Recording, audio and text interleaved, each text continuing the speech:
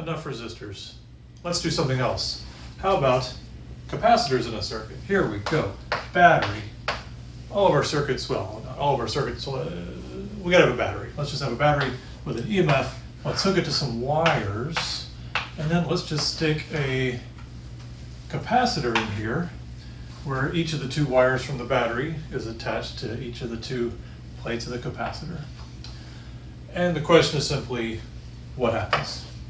So one way you could think of it is, or just what will happen, well first we'll say what will happen, then we'll think about why, is that charge builds on the plates.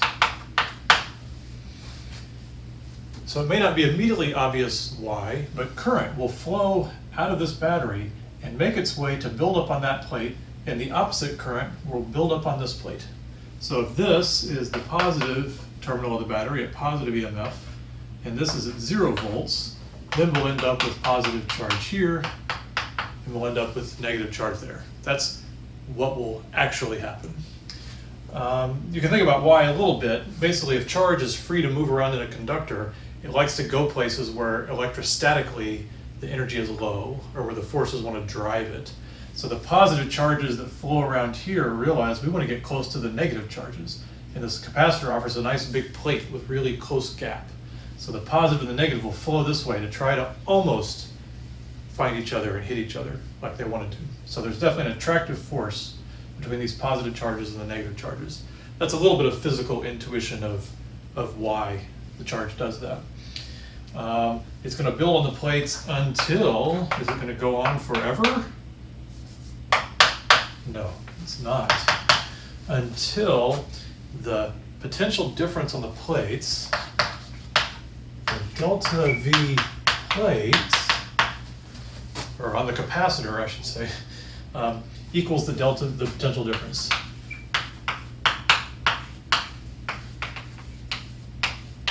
On the battery. So let's think about that just for a second in terms of how a capacitor works. We know that the more charge flows, the bigger the potential difference gets. And at the beginning, these are at a potential of say 0. So at the beginning you have plus EMF here and 0 here, that's why the current flows. And that's why the charge builds up. But as the charge builds up, the potential difference here slowly builds up. And you eventually end up at a point where this one is at EMF E, or is at voltage E volts, and this one is at 0 volts. So once it reaches that level, then the potential is the same through that wire. There's no reason for charge to flow anymore. Okay? So it's just this brief little flow of charge until those two voltages or voltage drops are equal. Let's see. So we know the rules for a capacitor. If we want to say how much charge, we know that the charge on the plates is the capacitance times the voltage drop. That's always true. That's the general definition of the capacitance, essentially. So in this case, we know that the charge on the plates of the capacitor is whatever the capacitance is times the EMF, because it's going to build up to a voltage equal to the EMF.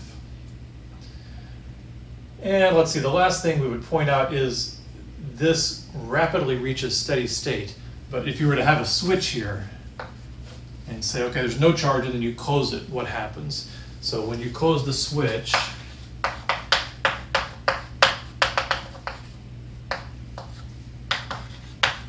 there is a brief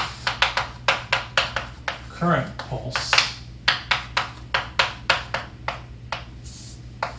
and then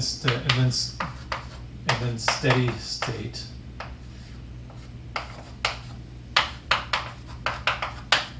Of I equals 0. So I wrote that to contrast it to the resistor circuits. With the resistor circuits, you have this flow of current that's steady and never changes, constant current. Here, you suddenly have a big current to charge up the capacitor, but then it quickly goes to 0. So this is a little bit more dynamic than the resistor circuits. And it's this time dependence that we're going to start thinking about. But to get started, if it's the simplest possible thing, you apply a battery to a capacitor, you give the capacitor the battery's potential difference, and then you know how much charge it has.